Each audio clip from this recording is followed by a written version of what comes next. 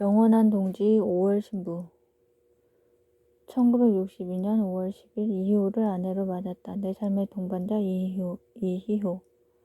그녀는 서울대 사범대학을 나와 부산에서 대한여자청년단의 국제국장으로 일할 때 처음 만났다. 당시에 나는 두려울 것도 부러울 것도 없는 나름대로 성공한 청년 실업가였다. 그러다 휴전 직후 그녀는 미국 유학을 떠났다.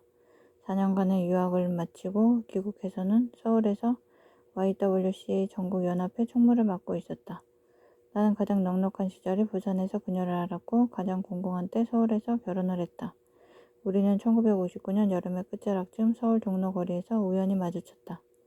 반가웠다. 다방에 들러 차를 마셨다. 그녀는 변한 것이 없어 보였다. 안부를 묻고 다시 헤어져 가던 길을 갔다. 나는 정치를, 그녀는 여성운동을 왕성하게 했기 때문에 서로의 근황을 알고 있었다. 그래서 우연히 마주쳤지만 우리의 만남은 예비되어 있었는지도 모른다. 그 후로 퇴근 무렵에 그녀를 만나러 YWCA가 있는 명동에 자주 갔다. 만남이 잦아졌다. 공원, 중국 음식점, 양식장 같은 곳에서 만났다. 형편이 궁했던 터라 데이트 경비는 그녀가 거의 부담했다. 나는 당시 아무것도 지니지 못한 백수였다. 할 일이 없으니 종로 화신백화점 5층에 있는 극장에서 영화를 곧잘 보았다. 극장은 흐름했고 영화를 2편씩 상영했다. 친구나 후배와 아니면 혼자서 영화 2편을 보면 하루가 지나갔다. 버스비가 없어 쩔쩔매기도 했고 생활비가 없어 대학생 후배의 등록금을 빌려 쓰기도 했다. 후배는 나 때문에 휴학을 했고 그것이 평생 빚이 되었다. 나는 정치정화법에 묶여 정치를 할 수 없었고 앞날도 불투명했다. 그러나 그녀는 나를 깊이 이해해 주었다. 내 공공한 처지를 자기 일처럼 걱정하며 따뜻한 말로 위로해 주었다. 이유의 매력은 은은함에 있었다. 그것은 시간이 지날수록 나를 사로잡았다. 그녀는 이지적이고 활달했지만 교만하지 않았다. 미래가 보장된 여성 지도자였고 유복한 환경에서 자라 부러울 것이 없었지만 겸손했다. 자기 주장에는 언제나 당당했지만 마음을 열어 남을 배려했다. 그녀는 진보적인 시각을 지니고 있었고 시국을 보는 눈이 정확했다. 만나면 하는 게 세상 얘기였다. 주로 정치 얘기를 많이 했다. 아기자기한 살가운 대화를 나눈 기억은 별로 없다. 서로 나이가 들어서인지 연인보다는 동지로서의 유대감이 더 강했다. 우리는 서로를 깊이 이해했다. 뜨겁지는 않았지만 서로의 속을 들여다볼 수는 있었다.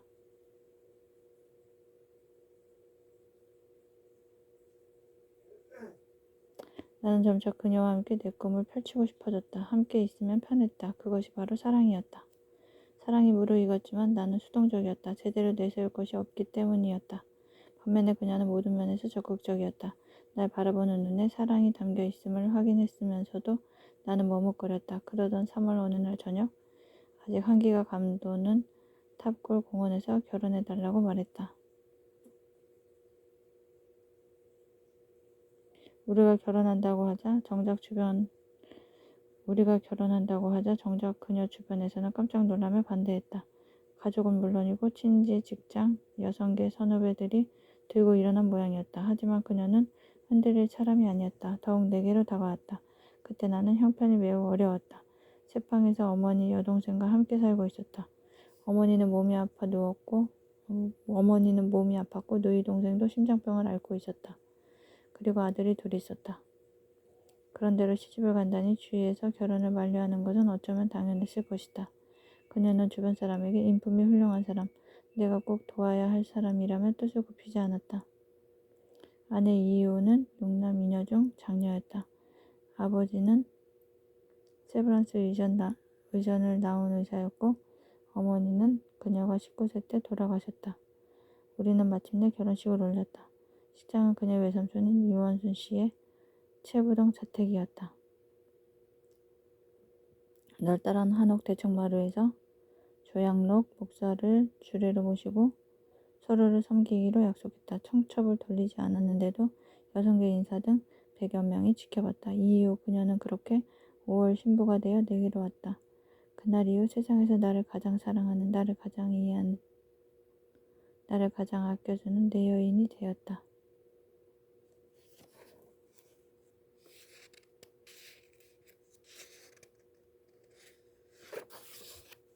신혼의 단꿈은 열흘 만에 깨졌다. 5월 20일 반혁명이란 제목으로 중앙정보부에 끌려갔다.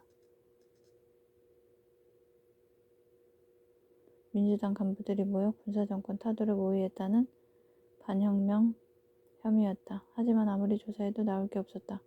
정보 정치로 숨통을 죄던 시기에 그러한 모의는 애당초 불가능했다. 그들도 알고 있었다. 사실 여부를 떠나 우리 정치인들에게 족쇄를 채워두려는 수책이었다. 결국 한 달 동안 갇혀 있다가 풀려났다. 중앙정보부와 악연은 이보다 더 일찍 시작되었다. 결혼 전이었다. 중앙정보부가 만들어진 후에 평소 알고 지내던 목포 출신 정보부원이 나를 찾아왔다. 사탕이 귀한 때라 엿을 사왔다. 이런저런 얘기를 하더니 불쑥 군사정권을 비난하기 시작했다. 아무래도 의심스러워 내 속내를 감췄다. 그는 군사정권을 향해 막말을 쏟아냈다. 나는 짐짓 정치에는 관심이 없다는 뜻을 내비치며 앞으로도 가만히 있겠다고 했다. 딴전을 피우며 응대를 하지 않았다. 나중에 알았지만 그들은 내 진작대로 녹음기를 품고 정치인들의 의중을 떠보고 다녔다. 그때 덩달아 군사정권을 비난했다면 곤욕을 치렀을 것이다. 정보부원은 서울시장을 지냈던 김상순 씨를 찾아가 비슷한 수법으로 염탐을 했다. 그는 김상돈 씨와 인척관계였다. 따라서 김상돈 씨는 정보부원이 유도하는 대로 주먹까지 내지르며 맞장구를 치면서 군사정권을 비난했다. 결국 잡혀가 몇 년을 감옥에서 보내야 했다. 교도소를 나와 별 할 일 없이 빈둥거리며 지내는데 또 다른 불행이 찾아왔다. 누이 동생이 죽은 것이다. 여동생은 이화여대 재학 중에 쓰러졌다. 병명은 신장 판막증이었다. 국문학과를 다녔기에 출중한 여류 문인이 될 줄 알았다. 실제로 책을 많이 읽고 시창작에 재능이 있었다.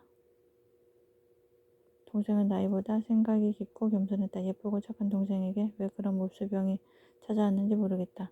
당시에는 외과 의술이 발달하지 않았고 집안 형편도 어려워 수술 한 번 제대로 받아보지 못했다. 내가 병실에 들어서면 가쁜 숨을 내쉬면서도 웃어 보이려 애를 썼다. 그런 동생의 모습이 잊히질 않는다. 서울 접시자 병원에서 동생의 죽음을 지켜보면 내가 한 일이라고는 눈물을 뿌리는 것뿐이었다. 내 무능을 원망하며 가슴을 쳤다. 정치로 나선 것이 그렇게 후회되었다. 나는 가난한 가장이었다. 동생에게 아무것도 해주지 못했다. 암담한 정치 현실을 개탄하며 하루하루를 연명했기에 내 한 몸 추스르기도 힘이 들었던 것이다. 누이 동생에게 어떤 용기도 불어넣지 못했다. 누이 동생 묘 앞에 서면 지금도 눈물이 난다. 회한이 밀려온다. 동생의 죽음 앞에 지금도 아무 할 말이 없다. 1964년 2월로 기억한다. 중앙정보부의 고모 국장이 만나다는 연락을 해왔다. 당시 중앙정보부 아지트라 할 수 있는 반도 호텔로 갔더니 앞으로 정치활동을 하려면 공화당 창당에 참여해달라고 했다. 최고회의는 1962년 12월 31일 1차로 171명에 대해 정치활동 금지를 해제했다. 그러나 나는 대상에서 제외되었다. 군사 쿠데타 세력은 공화당 창당을 계획하고 있었고 1월 5일 김종필 씨는 중앙정보부 부장직을 그만두고 창당 작업에 뛰어들었다. 공화당에는 국민들을 설득할 수 있는 명분과 인재가 필요했다. 그들은 정치활동 재개를 미끼로 나를 끌어들일 셈이 없다. 당신이 실력 있고 유능하다는 것은 잘 알고 있습니다. 이미 검증된 사실입니다. 국회의원이 아니라 그 이상의 제목이라고 생각합니다. 우리가 중용하고 우대할 테니 우리와 같이 갑시다. 사람에게는 때가 있습니다. 이제는 그 재능을 펼쳐 보일 때가 왔다고 봅니다. 만일 우리 제안을 거부하면 앞으로 8년간은 정치할 생각을 말아야 할 것입니다. 욕은 은밀하지만 그 속에 협박이 들어있었다. 당시 상황에서 앞으로 8년간 정치를 하지 못한다는 것은 정치적 사형 선고와 같았다. 그러나 나는 거부했다. 나는 당신들이 쿠데타로 쓰러뜨린 민주당의 대변인을 지냈소. 당신들은 장말 정권이 부정부패하고 나쁘기 때문에 일어났다고 말하고 있는데 나는 장말 정권이 역사상 가장 좋은 정권이니까 국민들에게 지지해달라고 말하고 다녔소. 이제는 거꾸로 당신네가 제일 좋은 사람이라고 말한다면 국민들이 나를 뭘로 보겠습니까? 당신네 편에 서서 민주당은 안 된다, 공화당이 제일이다 말하면 사람들은 나를 변절자라고 손가락질할 것이 아니오. 변절자를 영입해서 당신네가 득 볼 게 뭐가 있겠소. 오히려 손해만 끼칠 것이오.